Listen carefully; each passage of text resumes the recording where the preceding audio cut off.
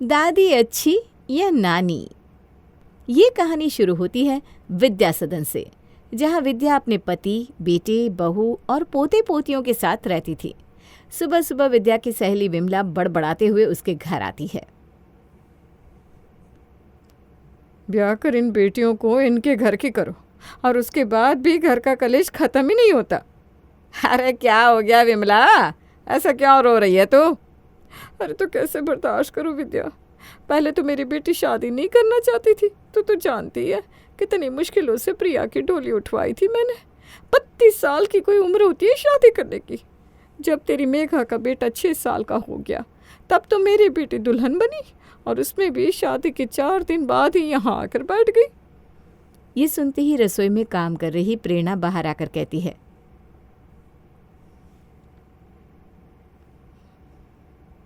क्या प्रिया दीदी वापस आ गई? तो फिर आपकी बहू ने कुछ कहा नहीं है आंटी? इसलिए तो रो रही हूँ बेटा। मेरा घर नहीं, जंग का मैदान बन गया है। रोज वही कलेश। परेशान हो गई हूँ मैं बेटा। कोर्ट कचहरी क्या, पुलिस थाना क्या, कुछ बाकी नहीं रहा। बताइए मम्मी जी, क्या ज़माना आ गया? 2 दिन की आई ननदे किसी को बर्दाश्त नहीं होती, और यहाँ है हर दूसरे महीने दीदी आती रहती हैं। कभी मैंने इस बात पर कुछ कहा? ये तो मन मन की बातें हैं आंटी जी। अरे पर बेटियों की भी कुछ गलती होती है बहू, और आजकल सारी बहुएं ना तेरे जैसी नहीं होती। मानना पड़ेगा विद्या, तू तो बहुत भाग्यशाली है। और चुगली कीजिए आप आंटी बेटियों की। शायद यही सुनकर मेरी सास को समझ में आए कि उनकी बेटी किस तरह मेरे जीवन को तहस नहस कर रही है। कुछ देर बाद प्रेरणा अपने बच्चों को उठाकर उन्हें ब्रश कराने लेकर जाती है। नहीं मम्मा, आज स्कूल नहीं जाऊंगी मैं। बस आज का दिन बेटा, उसके बाद तो सैटरडे संडे की छुट्टी रहेगी, फिर हम लोग घूमने फिरने जाएंगे। तुम कितना घुमाने लेकर जाती हो मुझे पता है मम्मा। इसके पहले संडे भी तुमने कहा था हम घूमने जाएंगे। एक दिन का प्लान भी नहीं बन पाया। कहीं भी घूमने जाओ तो आने जाने में 3 दिन तो चाहिए कि नहीं पीहू? कुछ ज़्यादा ही तेज़ नहीं होगी तुम दोनों? हाँ, टेंशन मत लो, स्कूल जाकर आओ, मैं पापा से बात करती हूँ बस। और एक तरफ प्रेरणा अपने बच्चों को रेडी करती है, तो दूसरी तरफ अपनी सास के लिए चाय नाश्ते की तैयारी में लग जाती है। तभी नींद से जागकर करण कमरे से बाहर आता है। बेबी, मेरी कॉफी। ये सुबह के 2 घंटे ना बड़े भारी बीतते हैं। एक अकेला आदमी कितना काम करे, कोई पूछने तक नहीं आता। ला रही हूँ भाई, ला रही हूँ, मेरे भी 2 ही हाथ है करण। भागती दौड़ती प्रेरणा अपने पति को कॉफ़ी देती है, अपने बच्चों का टिफ़िन सेट करती है, अपनी सास और सास की आई सहेली को चाय परोसती है और नाश्ते की तैयारी में लग जाती है। बच्चों का टिफ़िन तो हो गया, बस इनको नाश्ता दे देती हूँ, फिर ये बच्चों को स्कूल छोड़ाएंगे। हाँ, तब जाकर मुझे ज़रा वक्त मिलेगा खुद के लिए। सभी नाश्ता कर लेते हैं और करण बच्चों को स्कूल ले जाता है। फिर आराम से अपने कमरे में जाकर प्रेरणा अपनी माँ को कॉल लगाती है। हो गया काम? तेरा काम तो बड़ा जल्दी हो जाता है बेटा, मानना पड़ेगा। क्या जल्दी हो जाता है मम्मी? सुबह 4 बजे की उठी हुई हूँ मैं, और 8 बजे जाकर सारा काम पूरा हुआ है। ऐसा भी नहीं कि मेरी सास कोई 60-65 साल की है या चल नहीं पा रही। जहाँ बेटी की बात आती है दौड़ पड़ती है। पिछली बार जब दीदी आई थी तो मम्मी जी उन्हें लेने अकेले स्टेशन पर चली गई थी, तब उनके घुटनों में दर्द नहीं हुआ, और यहाँ आकर 1 कप चाय लेने की बात हो तो वो भी प्रेरणा हाथ में आकर पकड़ाएगी। ये कौन सी बात है मम्मी? मैं भी तो इंसान हूँ, कितना चलेगा मेरा शरीर? किसी दिन मैं ही बिस्तर पर पड़ गई तो कौन देखने आएगा मेरे बच्चों को? हद है तेरी सास भी। शादी के पहले मुझे ज़रा भी अंदाज़ा होता ना कि इतना मीठा बोलने वाली औरत ऐसी षड्यंत्रकारी निकलेगी, तो मैं कभी तेरी उस घर में शादी ना करती। अरे मम्मी, तुम सास का छोड़ो, सास को तो एक बार मैं बर्दाश्त भी कर लूँ। ये मेरी छोटी सास जो बार बार आ जाती है, उसका क्या करूं मैं? दीदी के चक्कर में मैं कहीं घूमने भी नहीं जा पाती। जब भी मायके जाने का प्लान करती हूँ, दीदी घर आकर बैठ जाती है। अरे तू एक काम कर, गर्मी की छुट्टी आने वाली है ना, जवाई जी से कह दे कहीं घूमने ले जाए, और छुट्टियों की शुरू होने के 2 दिन पहले ही निकल जाए अपने पति बच्चों के साथ। किसी को भनक भी ना पड़े। तेरी सास फिर कुछ भी कर नहीं पाएगी। तेरे पीछे से जब दोनों माँ बेटी को काम करना पड़ेगा तो होश ठिकाने आ जाएंगे इनके। और अपनी माँ की बात मानकर उसी रात प्रेरणा अपने बच्चों से कहती है, देखो पीहू और कीर्ति, पापा कुछ देर में आने वाले हैं। उनके आते ही बाहर जाने की जिद करने लगना, वरना पापा ने अगर ऑफिस का काम ले लिया एक्स्ट्रा तो फिर ये गर्मी की छुट्टियां भी बर्बाद हो जाएंगी। बात जब पापा को मनाने की हो तो आप चिंता मत कीजिए मम्मी, मैं ऐसा कुछ करूँगी कि पापा को मानना ही होगा। और करण के आते ही दोनों बच्चे फूट फूट कर रोने लगते हैं। अरे क्या बात हो गई प्रेरणा, ये बच्चे ऐसे रो क्यों रहे? मुझे मत बताओ कुछ। जब तुम्हें बाप होकर खुद के बच्चों के लिए टाइम नहीं मिलेगा तो ये रोएंगे ही ना। किस्मत है ऐसी इनकी, रोने दो। पापा मुझे घूमने जाना है, अब तो पढ़ाई भी नहीं करनी, गर्मी की छुट्टी आ रही है पापा। मैं और पीहू ने तो हॉलीडे होमवर्क भी पहले ही कंप्लीट कर दिया। अरे मेरे बच्चे क्यों रोएंगे प्रेरणा? अच्छा तुम लोग बताओ कब हो रही गर्मी की छुट्टी? इस बार मनाली चलते हैं, मैं ऑफिस में लीव अप्लाई कर देता हूँ बस। और क्या था, यह करण ऑफिस में छुट्टी के लिए अप्लाई कर देता है।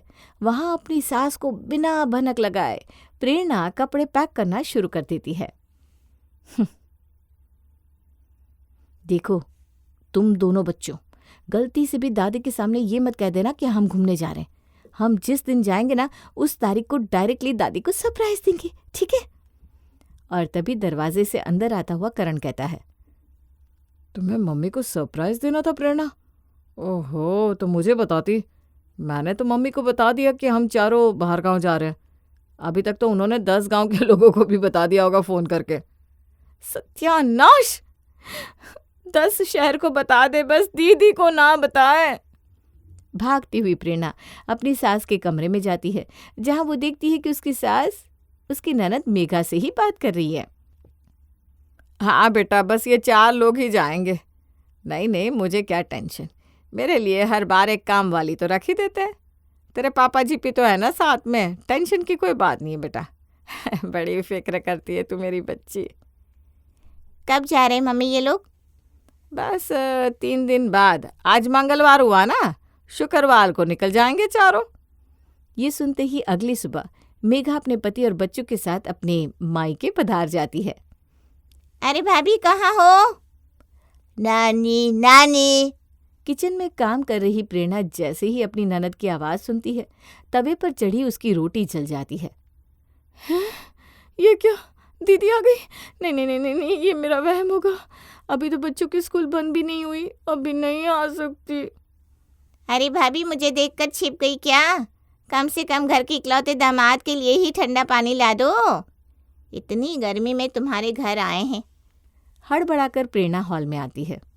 दीदी, आप आज यहाँ कैसे? ये क्या बात हुई? अरे दीदी का घर है, जब उनका मन हो आएगी। नहीं नहीं करण, तुम मुझे समझे नहीं। मेरा मतलब था कि जीजा जी का ऑफिस में काम होगा, बच्चों का स्कूल है, कहीं कोई सीरियस बात तो नहीं है ना? नहीं नहीं प्रेरणा, हमारे साथ कुछ सीरियस बात क्यों हो, हम तो भले चंगे हैं। कुछ सीरियस हो हमारे दुश्मनों का। वो क्या है ना, शुक्रवार को हम छुट्टियों पर निकल रहे हैं, तो मैंने सोचा अगर मैं सारी छुट्टियां बाहर घूमने में ही बिता दूंगी तो बच्चे अपनी नानी से कैसे मिल पाएंगे। नानी घर गए बिना कभी गर्मी की छुट्टियां पूरी होती है भला? इसीलिए मैं बिना बताए यहाँ आ गई।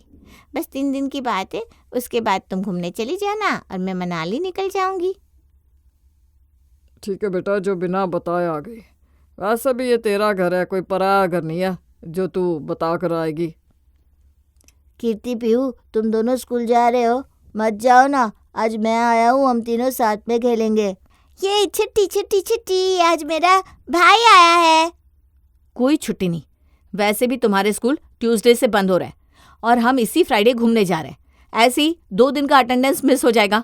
और अभी 3 दिन के लिए तुम्हारे भाई बहन है ना यहाँ पर, तो तुम 3 दिन स्कूल नहीं जाओगे क्या?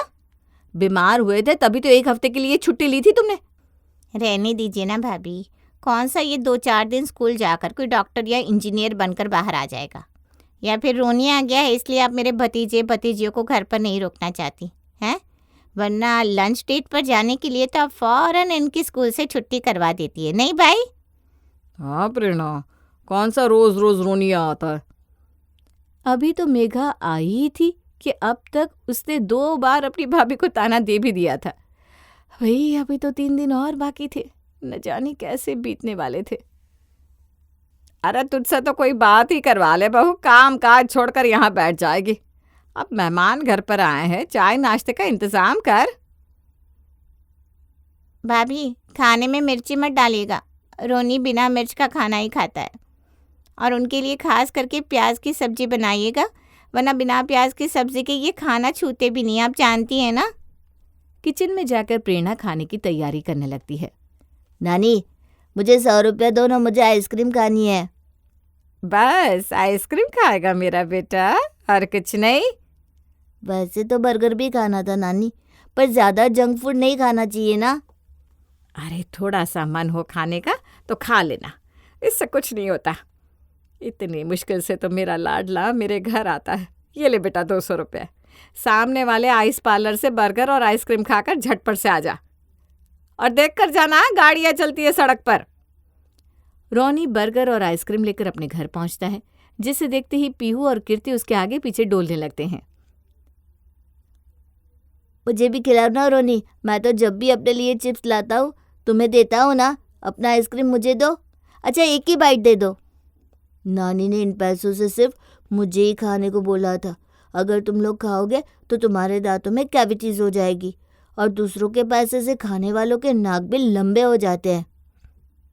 इसे खाने दो कीर्ति, अब हम भी इसे अपने हिस्से में से नहीं देंगे। हम भी जाकर दादी से पैसे लेते हैं, चल।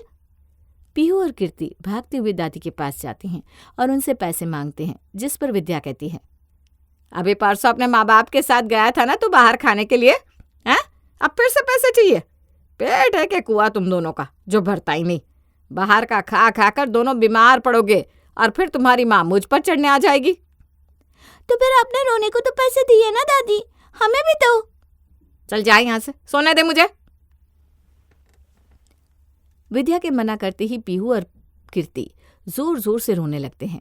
उनके रोने की आवाज़ सुनकर प्रेरणा रसोई से बाहर आती है, जहां पीहू उसे सब कुछ सच सच कह देती है, जिसे सुनते ही प्रेरणा का खून गर्म हो जाता है।